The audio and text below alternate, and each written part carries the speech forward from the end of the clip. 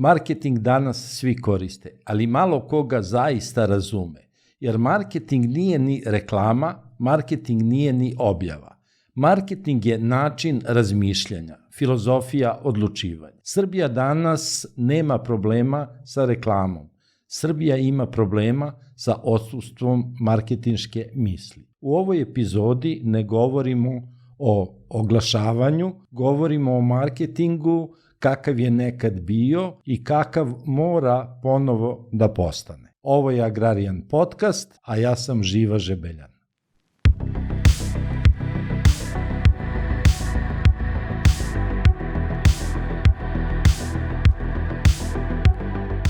Poštovanje, dragi prijatelji, poštovanje današnjem gostu.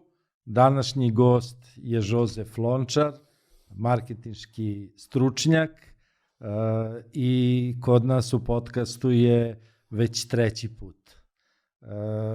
Razlog njegovog dolaska je da pokušamo da razjasnimo mnoge dileme, trileme iz oblasti marketinga, jer bilo je dosta onih koji su želeli da budemo malo jasniji i malo detaljniji. Jozefe, dobrodošli. I vas našao, sa zadovoljstvom odgovaram. Čitajući neke knjige, pročitao sam jednu interesantnu rečenicu. Marketing bez filozofije je samo reklama. Šta vi mislite o tome? Prvo moram da kažem da je to originalna misao, meni za sada nepoznata, ali potpuno prihvatljiva. Marketing je suština razumevanja okruženja, sad i ja malo komplikujem, i donošenja adekvatnih odluka. Ne postoje knjige koje govore kako se mora postupiti na određen način. I onda kao paralela, kada hirurg operiše, kad počne operaciju, prvo kad je donao odluku da nekog operiše, pa otvara određen deo tela, nije siguran da li će operacija uspeti. Vojskovođa na bojištu ima sijaset informacija i donosi sebi svojstvenu odluku.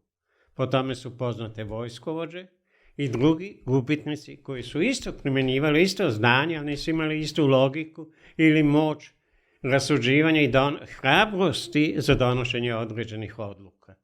Znači, nema teorije koja objašnjava kako će se kad postupiti, na koji način. To je apsolutno zbir ogromnog broja informacija da se sučeljavate sa samim sobom i donosite po sebi najbolju moguću odluku. Sve ostalo, prihvatam termin, je reklama koja nije dokazano i naročito ako nije ostvarila cilj. Znači uvijek mora biti kod lekara da mu pacijent ostane živ. Vojskovođa da dobije bitku. A bitka se dobije i na tržištu ili na bilo kom delu civilizacije. Bitka je i na izborima ko će biti izabran. Nema pravila kako ćeš komunicirati sa svojim biračima. Jer birač danas misli na jedan način, sutra na drugi način. Tako i kod potrošnje. Nema večito sigurno proizvoda na tržištu. Bitka za opstanak na tržištu je svakodnevna. Znači nema reklame i nema lažnih izjava ili neproverenih izjava i to je bit. Umeće razmišljanja, zato i pričamo, umeće razmišljanja i odlučivanja, što je apsolutno subjektivna, ali jedina moguća karakteristika ličnosti koja ima hrabrosti da donese odluku. Znači, marketing nije samo komunikacija, Da. Nego je i odlučivanje. Prevashodno. Marketing je prvo filozofija opstanka određene firme ili institucije. Marketing je umeće razmišljanja kako određena partija da ostane na vlasti. Marketing je malo pa gledamo gostujuće profesore iz sveta koje vrše operativne zahvate, a tehnologija je danas takva da desetine profesora, doktora i drugih medicinara gleda kako se vrši operativni zahvat, prenošenje iskustava. A zašto ga gledam kad u knjigama to piše? Po pravilu ne piše. Piše o srcu, ali koliko me pamet služi, Prvi čovjek koji je uradio operaciju na srcu je bio Južnoafrikanac dr. Debejki. Drugog ne pamtimo, bilo je 1000 posljednjih, pamtimo samo prvog. Kao ja sad, ima 20, 30, možda i više godina, kad je dr. Bejki. Prvo završio gimnaziju, pa medicinski fakultet, pa specijalizovao internist, pa kardiologiju, pa kardiohirurgiju i onda imao petlju da donese odluku i da otvori ljudski grudni koš i da uradi operativni zahvat. Niko pre njega. Sada poslije njega mislim da ima milioni izvršenih operacija. Pa ja imam 4 bypassa, a pojma nemam ko me operisu. Ne pojma. Niti me to ikad zanimalo da pitam od doktora ko je od njih meni otvarao grudu. Imam samo ožiljke. Ništa i psihološki ožiljak. Da. Znači, najteže je onom prvom, a svi sledeći naredni... Ali i sledeći i dopunjuju. Pa danas imaš operacije na otvorenom srcu, pa imaš operacije da se ne otvara grudni koš, a radi se operacija srca. Tehnologija je napredo. Tehnologiju su doneli ljudi.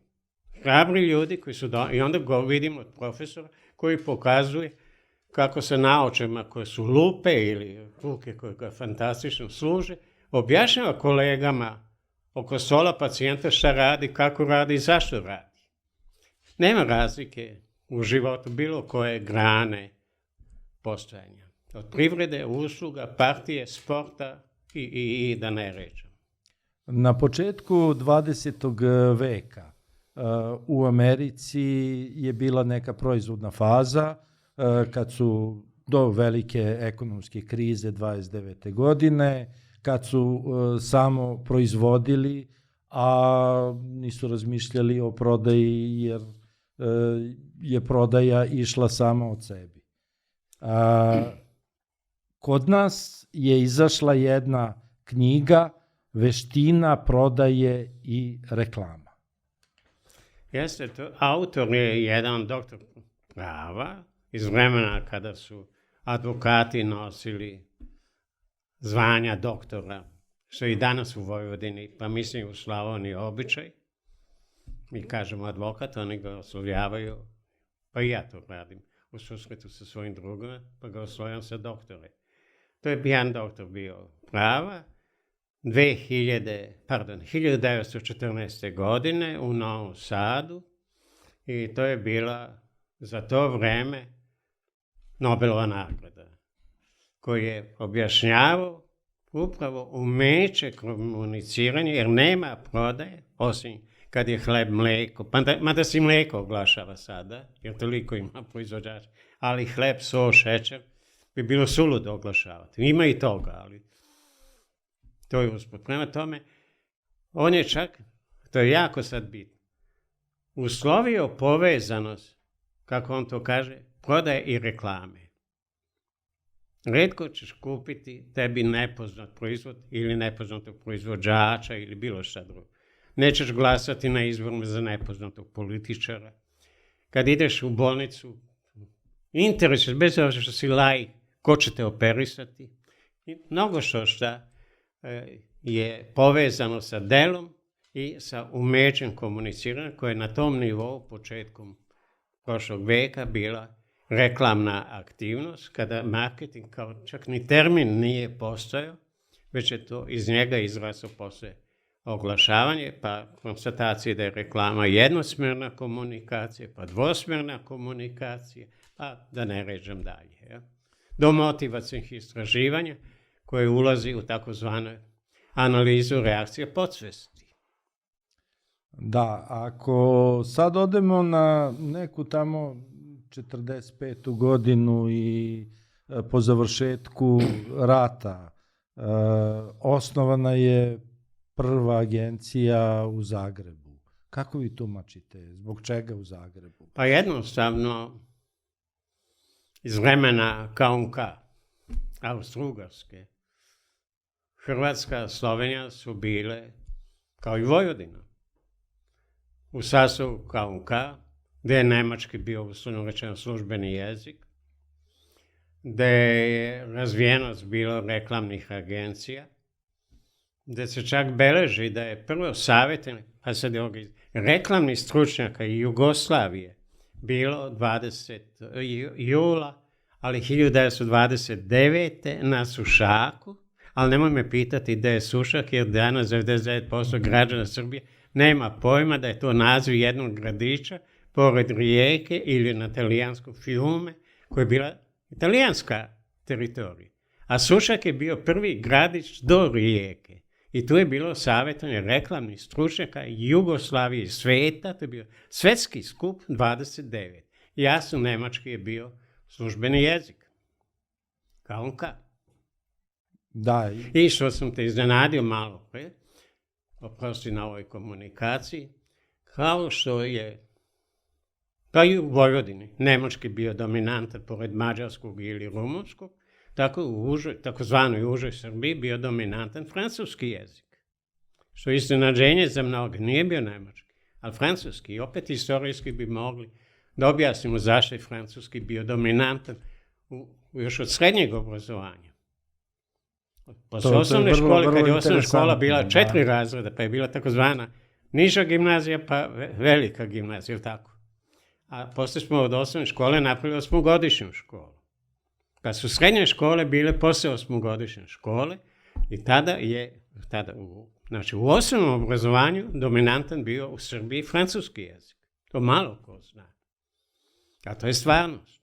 Kao što je stvarnost da je od tih kadrova u Zagrebu ili sedište tada najveće jugoslovenske kraljevine Jugoslavije agencije, zvala se Interreklam, na Trgu Republike gde je i formiran OZH, pa fonetski su shvatili pa su promenili naziv koji je bio OZH, Zavod za ekonomski publicitet, to je zanimljivo. Publicitet, a ne propagandu, jer je publicitet bila opšta imenica, osnovao OZH, koji je posle, kažem, postao OZH, dominantna agencija na prostoru Jugoslavije sve do njenog raspada.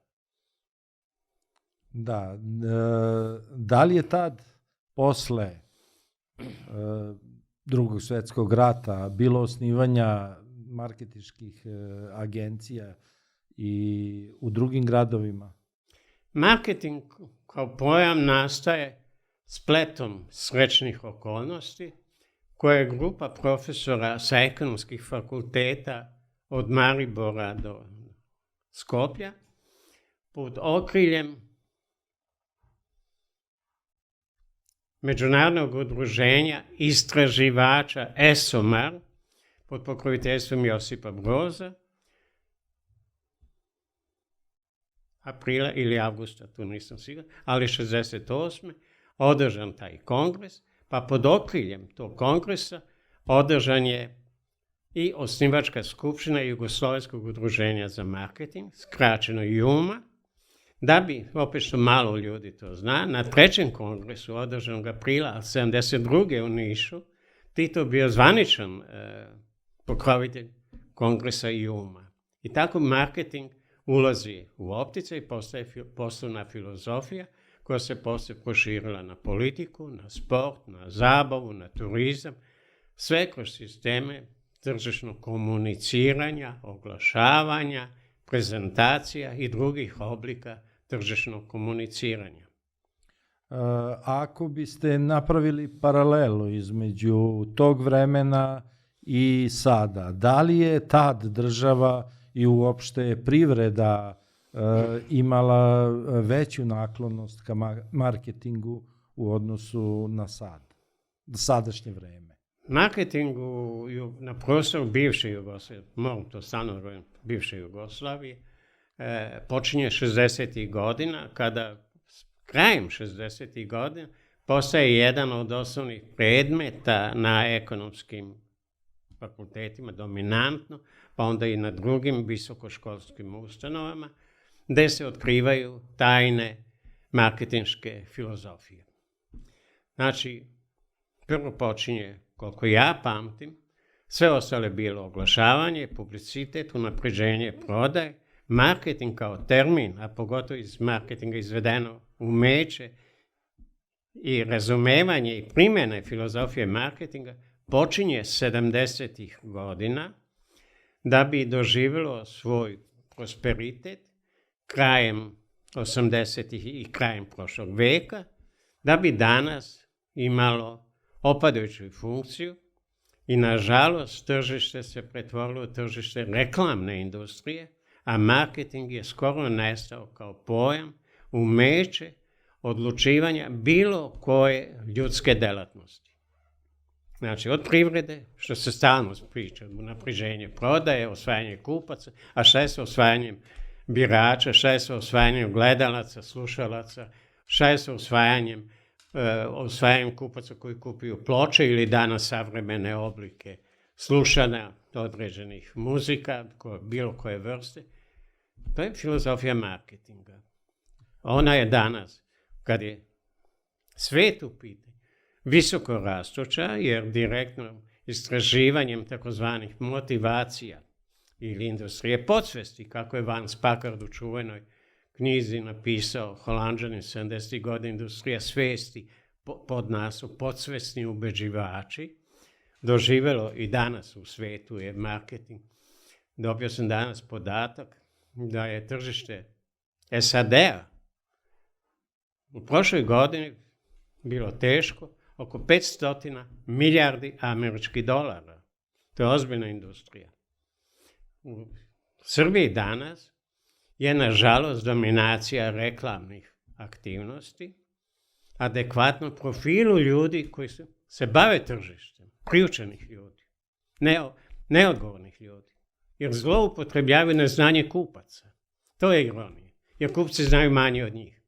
I kada čitaš danas ponude reklamnih agencija, naročito preko interneta, to je da se uvataš za glavu koji piše da ti garantuju uspeh. To nijednoj agenciji na svijetu nije palo na pamet da u ponudi, pa ni ugovor sa svojim klijentima koji umeju biti na desetine miliona dolara. Niko ne garantuje uspeh, nego sve će učiniti da uspemo. Da, učinit će sve ono što može i što zna da bi I što sme. Da bi došlo do... Tako da, na primjer, sad si dodirnuo fantastičnu temu. U prošlom veku imali smo snažne institucije koje se zvali sud časti. U mnogim strukama, od medicine do ekonomije. Danas ne znam kad smo posljednji put čitali da je neki sud časti nečije zlo razmatrao i doneo određenu odluku. Danas je tržište u Srbiji tržište anarhije, bilo čega.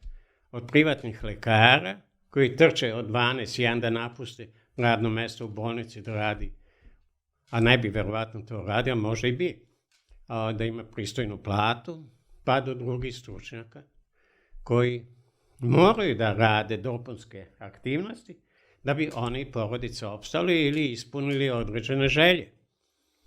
To je isto bitno. Znači danas ja lično sa tugom konstatujem da je marketing na nižem nivou u Srbiji nego 60. godina prošlog veka. 80. Moj sin, kad je upisivao ekonomiju, tada se upisivao fakultet pa se išao u vojsku. Pa po tome pamtim. Sam ga ja vodio kod svojih drugova na ekonomski fakultet. Tada je bilo usmjerenje od prve godine kod upisa na fakultet. Oko 80% upisanih studenta je bilo smer za marketing. Danas nema ni smera, ni katedre za marketing. Sinoć sam to provjeravao. Postoji takozvani smer poslovna ekonomija, pa se mislim da je poslovna ekonomija. Pa u okviru poslovne ekonomije se izučava i tržište. A ranije je to bila najozbiljnija nauka koja je otkrivala dotle da je, kako sam Vance Packard napisao kultnu knjigu protivjeći se autoru motivacijnih istraživanja, tvorcu prvog instituta za motivacijnih istraživanja, sad pazi ovaj dat, koji je osnovao prvi institut na kugli zemaljskoj 1937. u Čikagu. Ali je bio briljantni student, na primjer profesora Sigmunda Freuda i doktorant Sorbone, što je bilo pretpostavka da će biti uspešan marketinški tada faktor. On je bio student generacije, posljednje generacije Sigmunda Freuda na Bečkom univerzitetu. Znači, vrlo ozbiljni ljudi su se bavili izučavanjem reakcije potrošača bilo čega i bilo gde. I u Africi danas se razvija čudesno marketinška industrija. Znamo kako u glavi imamo misao ko su crnci, ko su Afrikanci. Jel? Sa žaljenjem ovo sad to kažem. Ali je činjenica da se i tu radi. 70. godine sam upoznao Egipćanku, čuvenu Loula reklama se zvala. Prezime Egipta. Koja je u sred Kaira razvijala imperiju propagandne industrije Egipta. Oni su za nas sad misaona imenica, da ne pričam o Južnoafričkoj republici, da ne pričamo o Alžiru, Tunisu i tako dalje, da je marketinška industrija dominantna. Znači, mi smo napravili korake unazad. Nažalost, dobra ti je konstatacija. Tamo nekih godina značajnu ulogu i značajan rezultat je proisteklo iz uredbe 100 preduzeća. Kakva je to bila uredba i šta je ona donela? Pa prvo moramo da znamo da je to period socijalističkog sistema, pretežno ili dominantno u istočnoj Evropi, da se pričalo o centralno-planskoj privredi, da je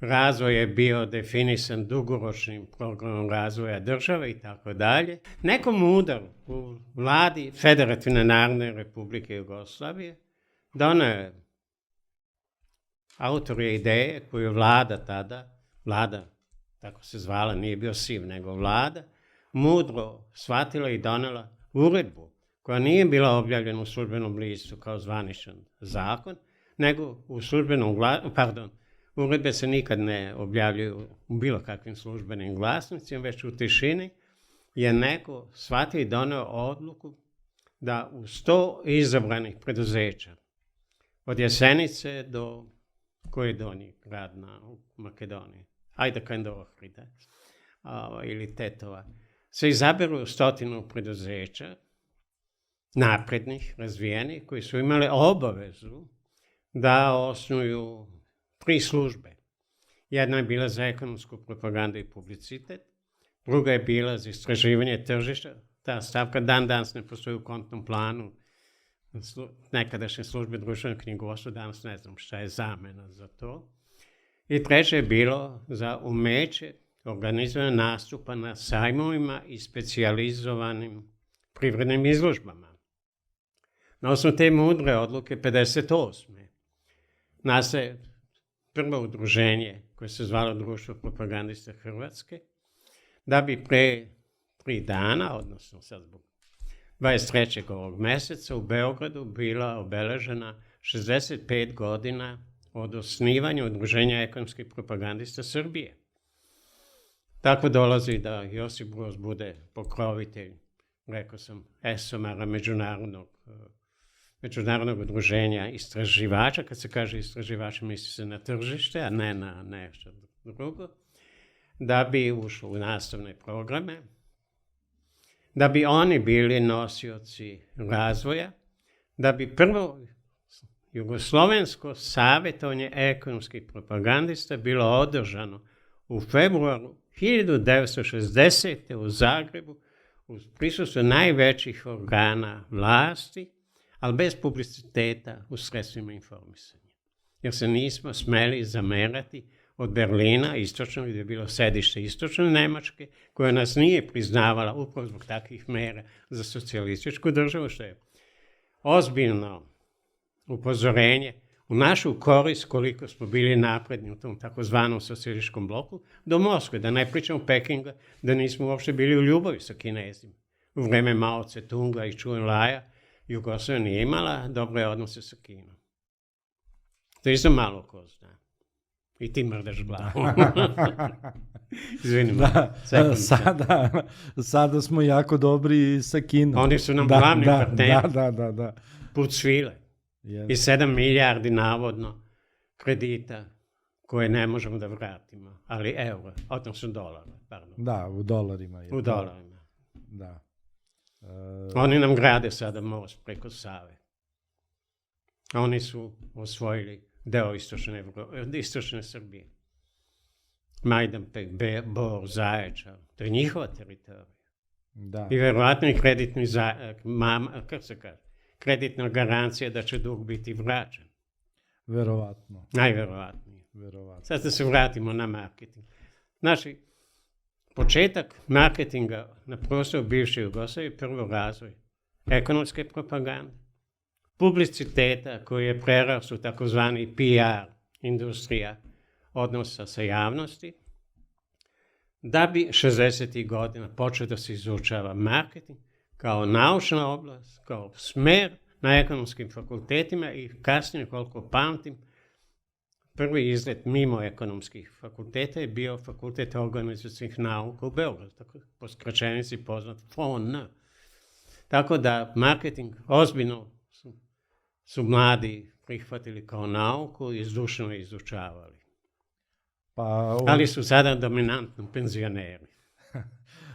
Oličenje nekog tržišnog društva, konkurentnog tržišta je marketing.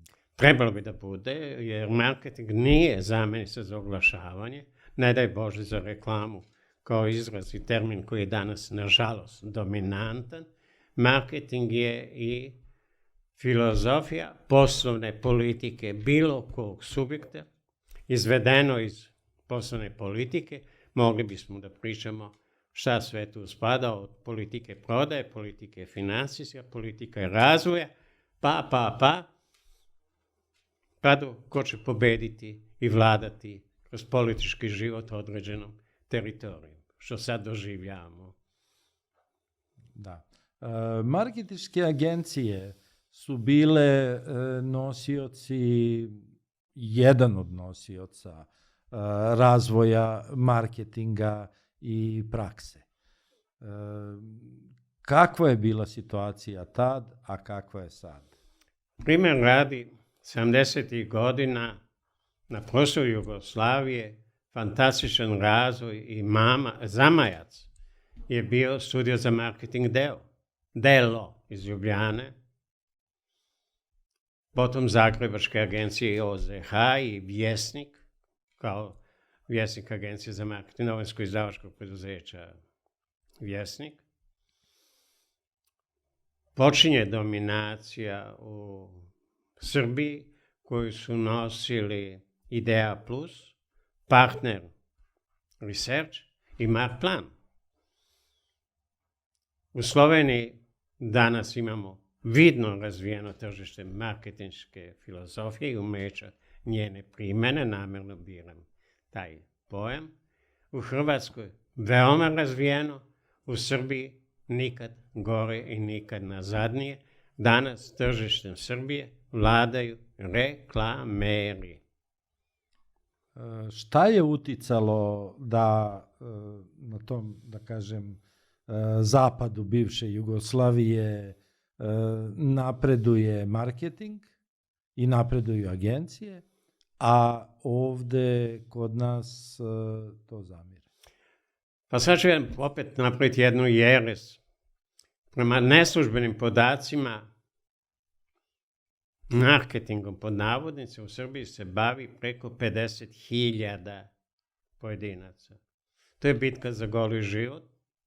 Internet je tome naročito doprineo, takozvani digitalni marketing, o kome mi profesor imamo negativno tumačenje definicije digitalnog marketinga, ali da ne ulazimo u to. I bitka za goli život je predstaviti se sa skromnim znanjem da si doktor koji će rešiti određeni problem nekog subjekta koji ne zna od čega boluje. I da li uopšte boluje? Može biti neuspešan ne svoje voljom, nego okruženjem, koje pretpostavlja mnogo faktore. A da se ti boriš da opstaneš, ali okruženje ti ne dozvoljava da opstaneš, u bilo čemu. Pa do fudbala da ispadaš iz lige, ako nisi uspešan. A ne možeš biti uspešan ako nemaš uspešne igrače, pa da uspešnog golmana, a naročito trenera, koji je najskupocenija roba na kugli zemaljskoj. Kad uzmeš plate fudbalskih trenera, određenih velikih timova sveta, pa do košarke i tako dalje. Ja mislim da sam ti odgovorio na pitanje. Velika para se vrti u marketingu. Mi mislimo nezvanično. U Srbiji prošle godine se vrtelo preko 3 milijarde evra. Verovali ne. Raste broj medija, naročito preko interneta. Danas smo pričali da preko 100 podcasta, koliko mi znamo, postoji samo javno, koliko stižemo da pohvatamo u Srbiji. Pa oni ne bi opstali da ne prihoduju od oglašivača određene pare. Postoji nevjerojatan razvoj privatnih televizijskih stanica.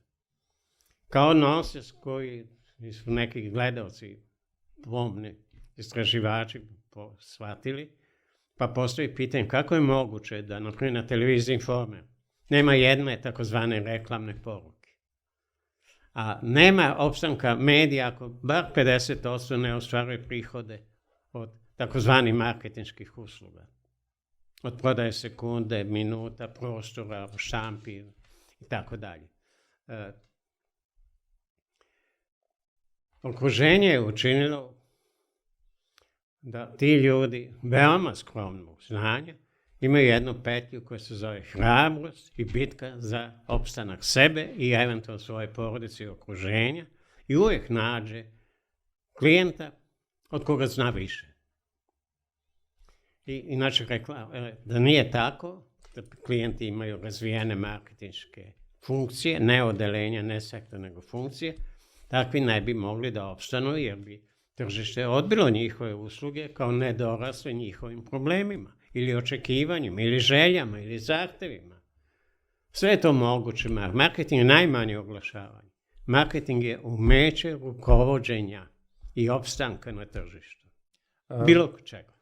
Možda je sad pravi trenutak da kažemo koja je razlika između marketinga i oglašavanja i reklame. Pa reklama je odavno definisana da je to početna uloga tržišnog komuniciranja koja je bila jednosmerna, znači to spominje na tržištu, poreklo počinje na tržištu Sjedinjenih Američkih Država i upravo u privatnom izdavaštvu, da je opstanak bio određenih od lokalnih do državnih medija, da ostvaruje prihode od oglašavanja, ne ulazeći u to ko se oglašava, kako se oglašava, ko reaguje, da li reaguje na reklamne usluge.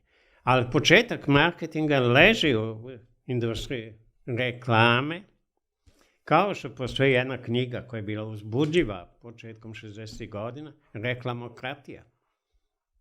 Da oni vladaju svijetom. Danas se to vlada na drugi način, ali jeste plod marketinške filozofije, a to je umeća komuniciranja sa okruženjem, koji je opet širok pojam da ne ulazimo u njega. Znači imamo zemlje gdje vlada reklamna industrija, to je danas Srbija, i imamo visoko razvijene industrije, primjer radi u skandinavskim zemljama, u određenim zemljama, da sad ne lupet, je čak zabranjeno oglašavanje na televiziji, jer dobijaju subvencije. Mislim da i BBC u Velikoj Britaniji ne može se oglašavati jer dobija dotaciju od države. Ali ne mogu svi da daju dotacije, onda mediji ne bi opstali da ne prodaju svoj prostor ili vreme od štampanih medija, radija, televizije, danas do interneta. Pa do podcasta koji opstaju zahvaljujući prilozima ili članarinama u nekim oblicima da bi nekim medij opstao. To je rast sajamskih priredbi. Nedostižan je bio podatak 70. godina. U Jugoslaviji je bilo jedne godine 160 sajamskih priredbi. To se zvalo smotra dostignuća radničke klase i verovatno je odgovaralo tadašnjoj ideologiji. Ali danas ponovo, primjer radi, pričali smo upravo sad, novembar, decembar i januar, su čudesni tržišni napor proizvođača vina, pa čak i rakije koja je do juče bila nedopuštena oblik oglašavanja. Danas se i rakije oglašavaju, koje nigde skoro u normalnim industrijama sveta je zabranjeno oglašavanje. 80. godina nije se smelo oglašavati pivo, vina, žestoka alkoholna pića, duvan, duvanske prerađevine. Danas je to Eldorado, svi rade svašta i ne plaše se za eventualne posljedice. Tako, to je razlog što ja tvrdim da danas smo se vratili na tržište reklamne industrije i reklamnih usluga koje mnogi priučeni ljudi, kreativni, hrabri, sposobni, smeli, koriste da obezbede svoju egzistenciju, a ne uspeh svog klijenta. Znači, vratili smo se na jednosmernu komunikaciju. Apsolutno. Gde emitujemo poruku onom primaocu koji... Prvo emitujemo poruku koju smo u svojoj glavi zamislili da će to ostvariti željeni uspjeh. Danas, normalno, čak i u bivšoj Jugoslaviji, u tim agencijama, sve je bilo izloženo testovima. Od fokus grupa do istraživanja marketinških aktivnosti, pre nego što se određena oglasna poruka, bilo slogan, bilo sadržaj poruke ili kreativno stvaralaštvo, ne proveri da je to ono što će izazvati pažnju i odluku primaoca poruke. Znači, ono što stalno spominje, jedno je biti informisan, drugo je biti motivisan. Možeš biti 100% informisan o nečem, a da si nula motivisan da kupiš ili učiniš željenu odluku. Znači, informisanost je jedno, motivisanost je ono od čega bilo koji društveni subjekt živi. Sad je aktualan fudbal. Dalje je 100.000 gledalaca na stadion ili milioni gledalaca koji gledaju televizijski prenos. Učinje da je danas, još 90. godina primećeno da je sport najveći korisnik propagandnih budžeta industrije svijeta. Mislim da je u jednom momentu bio oko 16% ukupnog kolača, pretpostavljam da je sad veće to.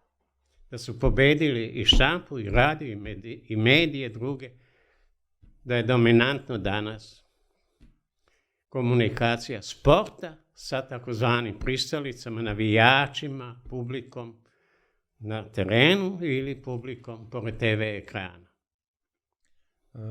Da, sport je sad jedan od jako aktuelnih uopšte. Duže vremena. Ali sad je za Zenit. Ja mislim da je dostigao plafon. Tu se vrte milijarde. Milijarde i oko cene igrača, trenera. Pa znaš, za nas su misaone imenice, plate naše ili primanja Jokića i sličnih koji igraju po svetu, od fudbala, košarke, koliko pamtim, i Vanju, ne mogu sad prezivno da se setim, u odbojci, pa do gradonačelnika Beograda u vaterpolu. Zar nije igrao vaterpolo u italijanskim ligama? Zašto? Pa za pare, za ogromne pare, ne za džeparac, nego to je suština danas sporta. Sport je, kao se zove, gladijatorski. Hala gladijatorske bitke. Ako ne pobediš pobednika, ispadaš. Samo na drugi način. Ali je gladijatorska. Da, od priprema pa do izmišljena, na primjer, što su nemački sportisti imali kad su bile olimpijade, pa su drugi čudili. Vađenje pa vraćanje vlastite krvi igrača na visinskim pripremama. Ista krv vlasnika mu se uzme, pa kad ode na visinske pripreme mu se vrati, pa dobija čudesnu energiju i dobija čudesnu snagu i odlučivanje. Kad su počeli naglo da pobeđuju na olimpijadama, evropskim, svetskim takmičenjima, nauka je shvatila šta je u pitanju. Danas ne možemo više o tome pričati, jer ne postoji istočna i zapadna Nemačka, ali imamo da u istočnoj Nemačkoj građani imaju i jednu partiju kao opredeljenje i stremljenje i takozvana bivša zapadna Nemačka koja ima sasvim druga politička, društvena i životna stremljenja. Bio sam u Nemačkoj u Hitlerovom Pavlovom gnezdu. Godišnje od proleća do jeseni, zimi ne ide zbog mraza, snega i drugo, obiže Orlovo gnezdo, zvaničnu Hitlerovu rezidenciju, oko 3 miliona turista. Spada verovali ili ne. Donosim kompletne propagandne materijale do filma da bi određenim stručnjacima i ljudima iz ove zemlje dao kao nauk kako se kreira i realizuje ideologija partije kao političkog stremljenja. Ne mislim na Hitlera današnjeg, ali sve zemlje sveta imaju koje kakvi Hitlere. Da. U Aziji i u Africi imamo diktatore koji bukvalno su diktatori. Da. Da je Hitler bio za malo dete. Da, samo se malo zna. Nema publiciteta o tome. Generalno. Da, dobro se nasmeo na to. Bez publiciteta u tišini opstaju. Opstaju i rade ono što žele. Bukvalno, bez posljedica. Šta se dešava na festivalima? Pa su festivali na nagrade na festivalima praktično zamenile tržište i kako to zapravo funkcioniše? To je sjajna primjedba. Već 80. godina, posle takozvani godišnjih vodećih festivala u kojem je dominirao festival reklamnih filmova u Kanu, stručnjaci su poveli diskusiju na pitanje da li festivali doprinose unapređenju poslovanja ili je to sjajna privatna aktivnost lakšeg sticanja određenih para. Testovi koji su rađeni su dokazali da nagrađeni spot ili oglas ili poruka ne doprinose očekivanom cilju u koji su uložene. Pa neke kampanje, pa i u Srbiji, su teške nekoliko miliona eura, da ne pretjeram sa dvocifrenim brojem, zašto imam saznanja. I mašu da su kao pre nekoliko dana na proslavi Udruženja ekonomskih propagandista Srbije, pojedine agencije fantastično oglašene, a one su kupile ta priznanja, kupuje se prema propozicijama koje je organizator predvideo, to je da svaki prijavljeni rad koji prođe takozvanu predkvalifikacije dobija 1 bod. I sad ti pošalješ 100, na primjer, radova i platiš 100 kotizacija, 100 radova prođe predkvalifikaciju i dobiju 100 bodova, a drugi osvoji 4 Grand Prix-a u 4 discipline i dobije ukupno 80 bodova i nije agencija godine.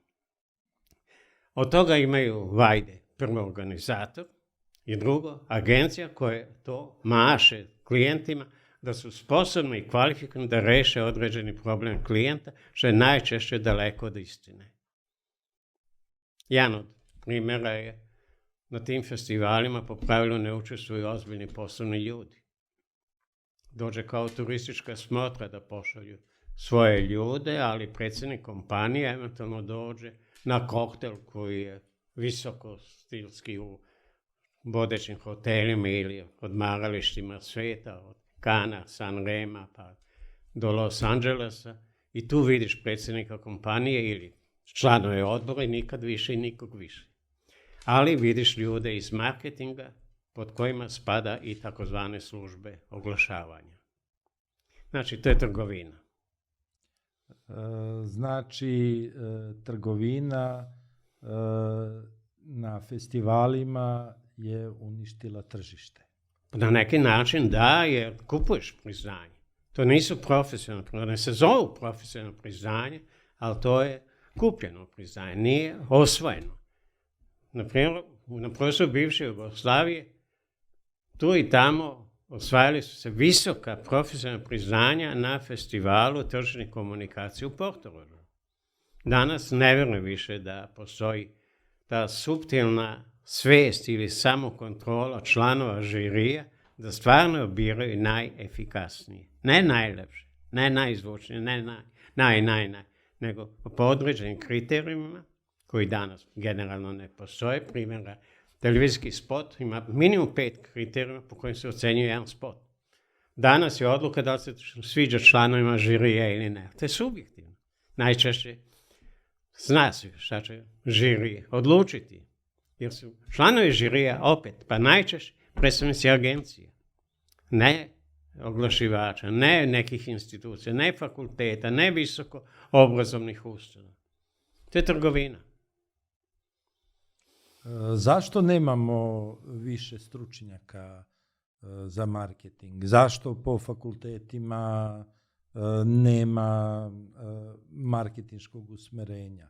Ja sam se uvek pitao, na poljoprivrednom fakultetu postoji smer agroekonomski, a nema ni M od marketinga. Sinoć, od večernjim satima, bio sam domaćin jednom mladom, naprednom ekonomisti koji razmišlja o doktoratu jer je prvu stepenicu magistra nauka već podavno osvojio, ali ne može da prođe sa tezom kod potencijalnih mentora ili predsjednika, kako se već zove, dekana koji bi trebao da formira komisiju za odbranu određenog, koliko pamtim, doktorske disertacije. Sad se to zove doktorski rad, jel? Ili rad. Nije bitno. Tako, ne bitno. Moje razmišljanje, kada je marketing 80. godina osvajao mlade koji su se odmah opredeljivali za marketing, pa sam to sinoć objašnjavao tom mom mlađem drugu, koga volim i poštujem, nebitno kako se zove. Ja sam prestao sa studijama kad sam trebao da polažem tehnologiju robe. Zvao se tehnologija i poznavanje robe. Znači, kod određenog profesora, posle 10 koje sam nanizao iz marketinških predmeta, 9, mislim da nije bilo ni jedne 8, treba da se suočim sa profesorom, da polažem takozvanim Besserovu krušku kako se topi čelik za određene namene, na primjer visokog kvaliteta u fabrici naoružanja. Ili niz drugih tehnoloških postupaka, to nikad nisam shvatio da to ekonomista ili marketinški stručnjak treba da zna. Ali da zna potrošače, da zna psihologiju, da zna ponašanje ličnosti, da je to dominantno, a onda je to subjektivno izazvalo strah i otpor drugih profesora koji drže predmete koji sam znaš u toku studija, da si morao da ideš da položiš neki predmet, bez što si o njegovom sadržaju imao razvijeno i jasno mišljenje, ali bez položenog tog ispita ne bi dobio diplomu. Tako je bilo i ovo. I danas postoji sličan predmet, jedino se ne zove tehnologija poznavanja robe. I sad je navodno dominantna katedra ili smer, ne znam tačno kako se to zove, na ekonomskom fakultetu, poslovna politika. A marketing nema više ni smer, ni katedre, niti ima mnogo poznati, ima nekoliko poznati, ali mnogo poznati je bila karakteristika 60. i 70. godina, kad su imena izazivala respekt ne samo među studentima, nego i u univerzitetskoj zajednici, da su to ljudi budućeg vremena, koji razumeju čovjeka. Kao u psihologiji ili psihijatriji, da nema šanse da uspješ ako ne poznaješ strukturu ličnosti, tako je vrlo blizu i umeće razmišljanja i odlučivanja o marketingu. Strah od ljudi koji u svo uvažavanje našao sam pre neki dan fotografiju gde smo Vladimir Čeh, Ivan Stanković i ja bili gosti profesora Ševarlića na tvom poljoprivrednom fakultetu u Zemunu.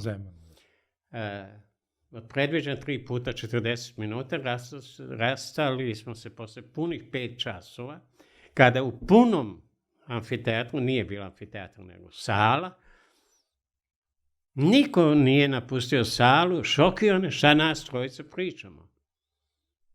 Prvi put u životu, nažalost i posljednji put, su se sreli sa ljudima iz sveta marketinga i umeća njihovog iznošenja šta rade, pa kako rade i zašto rade. 3 ključne reči u filozofiji marketinga. To nije samo stanje na tvom fakultetu. Pripremajući svoju novu knjigu, hvatam se za glavu šta su pojedini profesori, formalno da, po znanju ne, autori nekih knjiga, jer smo jedna od retkih zemalja da smo uveli da profesor mora na svakih nekoliko godina da objavi svoj udžbenik kao uslov da obezbedi mesto na fakultetu. Možeš da sačuvaš zvanje profesora, ali ne možeš da sačuvaš radno mesto na fakultetu. I onda mogu da zamislim te studente kojima se prevrće stomak kako su iole pametni ili uopšte visoko obrazovani, a ima takvi, koji ne mogu da shvate šta piše u kakvim udžbenicima. I ja se isto zgražavam šta sve čitam. Bukvalno. Takva je situacija, ali moramo da gledamo napred i u budućnost. Jeste, ali ne smijem da kažem celo slog jedne igre reči, lud zbunjenog. Da. Danas je to vreme, lud zbunjenog. Kako ćemo onda da imamo planere, izvršioce, ako nemamo struku? Teško pitanje.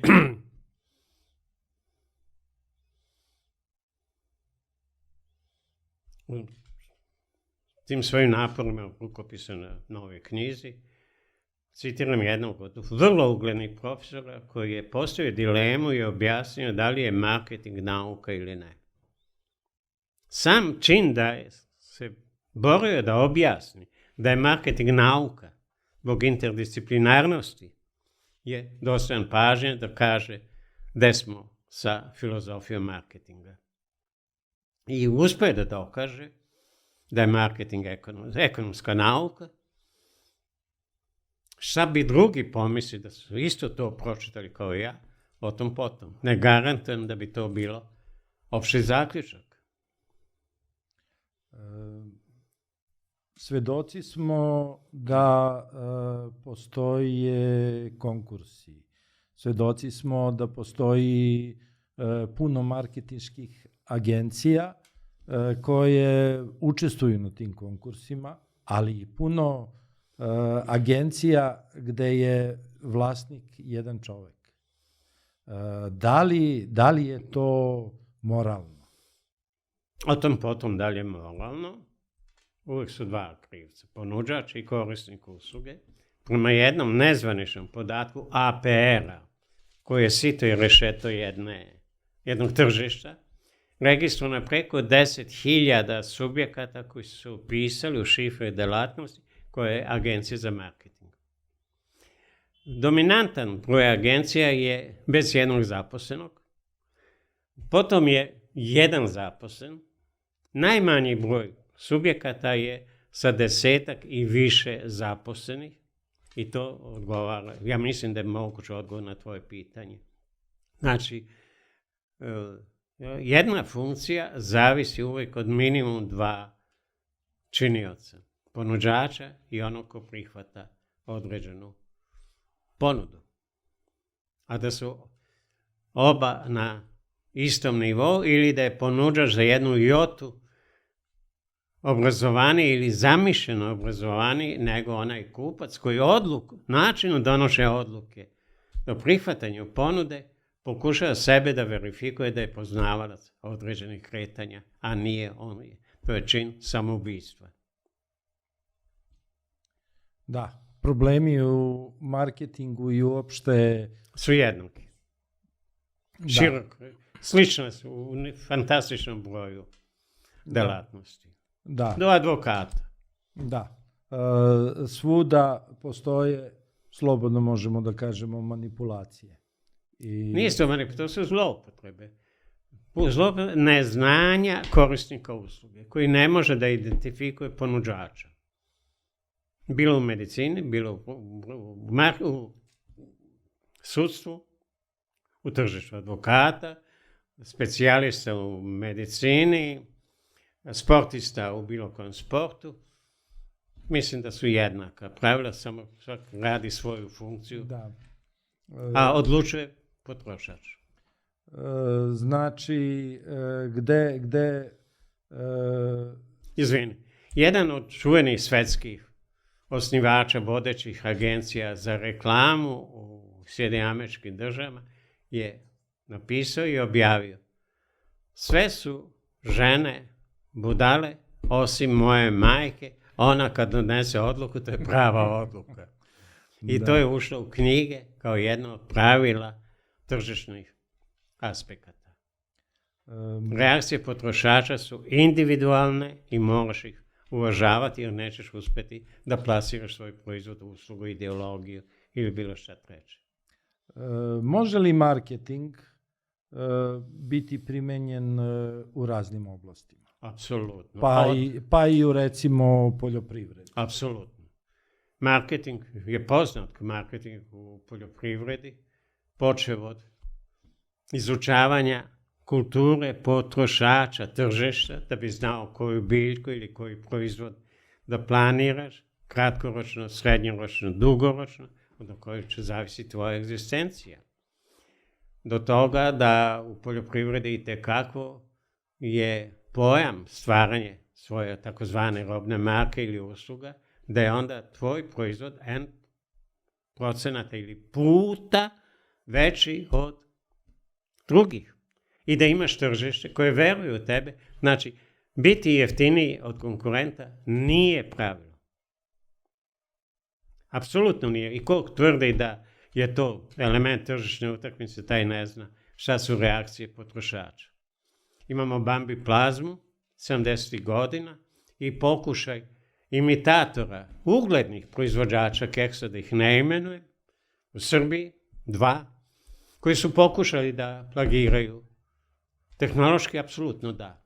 Ali po ugledu i imenu proizvođača doživjeli su fijasko i morali su da odustanu, kao što Petit Bear.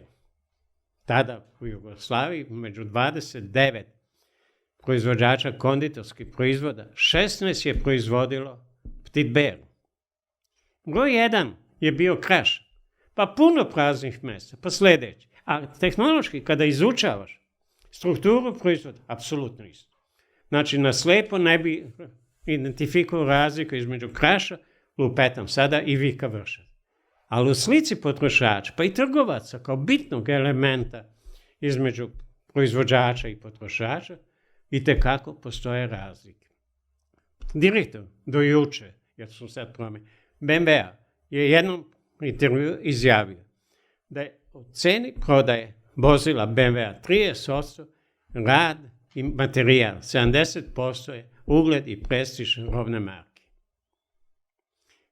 Kupuješ, sad lupetam, BMW 316, 516, 525, 725, ali garancija ti je BMW. Ne bi nikad kupio auto, ne znam, ima desetine sada tih robnih marki, ali si siguran da kupuješ BMW. Kinezi su BMW je otvorio pogon u Kini. Kako se to zove? Ulaganje. Potpuno ista tehnologija, isti kvalifikovanost ljudi i to, ali je BMW konstatovao da kvalitet proizvoda, mislim da je bilo, ne znam kom grad, u Kini, ugrožava autoritet BMW-a iz Bavarske, da je sedište BMW-a. Ugrožava i ukinuli su taj proizvodni pogon i platili sjajne državne penale, što je to bila zajednička investicija dve države, jer su shvatili da njihov proizvod ugrožava, može čak i tehnološki bio jednako, ali pojam da je proizveden u Pekingu i da je proizveden, ne bi znao tačno mesto, da je sedište BMW, ali mislim da je Minhen ili je bila ogromna. Upravo si bio sam u palati BMW-a u Minhenu, ogroman tvoren. Da, tačno, da. Tako da, industrija podsvesti u bilo kom delu svijeta je ista. Pa čak i u privatnom životu.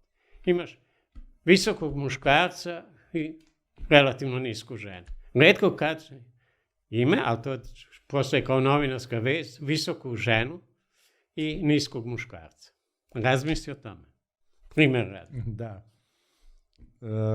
Da, i sa... A ako su normalni ljudi, niko ne primećuje. Smatra se da je normalno. Tako i u proizvodnji ili u uslugama ili u ideologiji bilo čemu. Kako da kažeš, na primjer, da je ideologija SPS-a, sad lupetama, možda i ozbiljno govorim, SPS-a i Srpske napredne stranke istovetna. One će se zakleti da su dve ideologije, a zajedno rade i zajedno se drže. Kako to objasniti? Da, I imaju svoje birače. I tako kao koalicija vladaju. Koliko već? Desetinu godina vladaju. A svi će se zakleti da su to dve ideologije. Dva programska razvoja, dva principa. Nije tačno. To je EPP. Znači, svest potrošača ili kupca, korisnika, možda je najbolje reći. Dominant. Da. To je, vraćamo se na Vance Packarda sa njegovom uzbudljivom knjigom Industrija svesti, pod naslov Podsvesni ubeđivači. Bilo u kojoj sferi života. Bilo.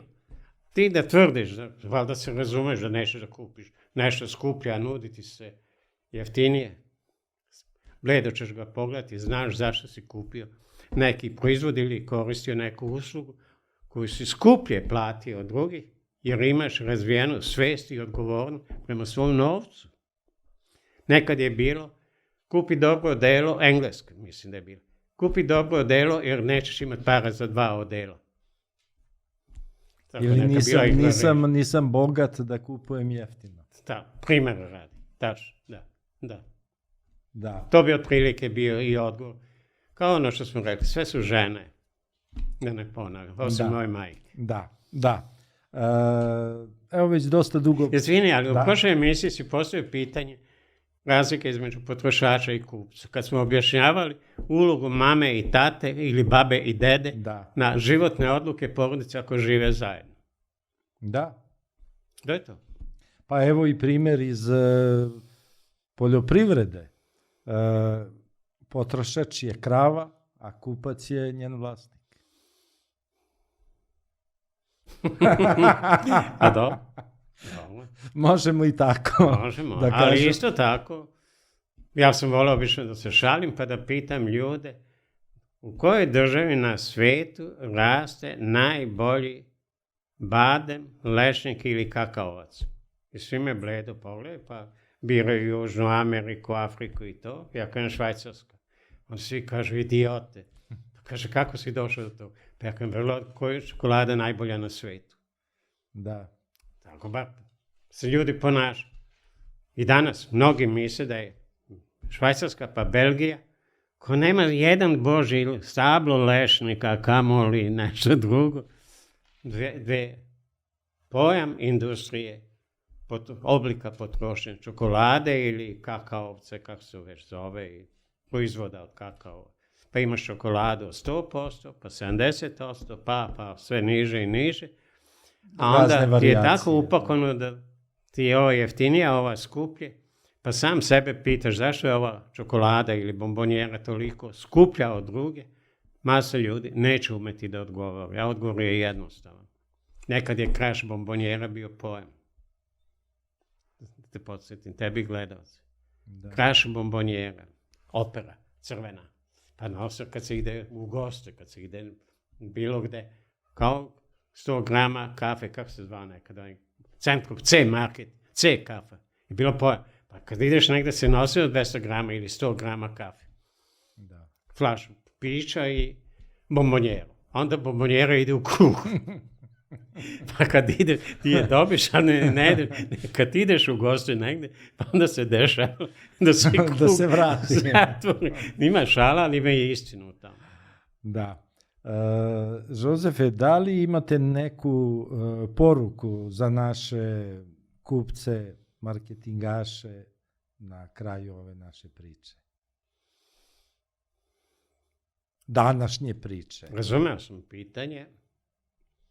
Jako teško je odgovoriti, jer odluke su često takve da nemaš opravdanja što si ih donao, a u biti si donao odluku, jer ta odluka je pitanje trenutka, podsvesti, mogućnosti, okruženja, da pokušaš kupujući nešto što, na primjer, blagajnice ne primećuje, da ostaviš utisak na blagajnicu što si kupio najskuplju bombonjeru ili flašu rakije, a da ona uopšte to ne primećuje da si ti to kupio, ona samo pazi da one dirke ne pogreši da kada otkuca cenu i da ti uzme pare.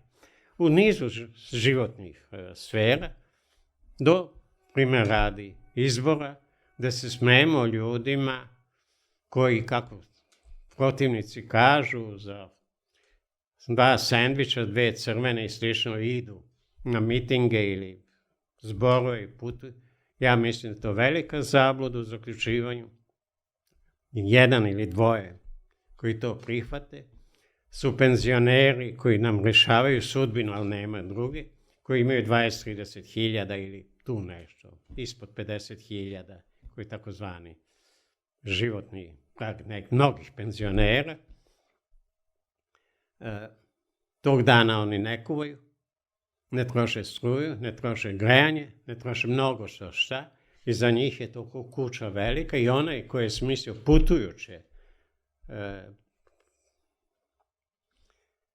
članove ili simpatizeri određenih stranaka svesno to rade koristeći tu životnu socijalnu zabludu na koju ti ljudi imaju pravo i nemaš pravo da ih vređaš. Bez obzira što ti ugrožavaju sudbinu u masi, njihova odluka je njihova odluka i njihova odgovornost donete odluke u bilo kojoj sferi života. I sa odgovornošću da završimo današnje lepo druženje. Jozefe, hvala vam. Ovo nije posljednje druženje sa Jozefom. Sljedeća druženja bit će studije slučaja. Pozivam vas da nas opet gledate, a ja vas pozdravljam i kažem vam gledajte nas. Ovo je Agrarian podcast bio, a ja sam Živa Žebeljan.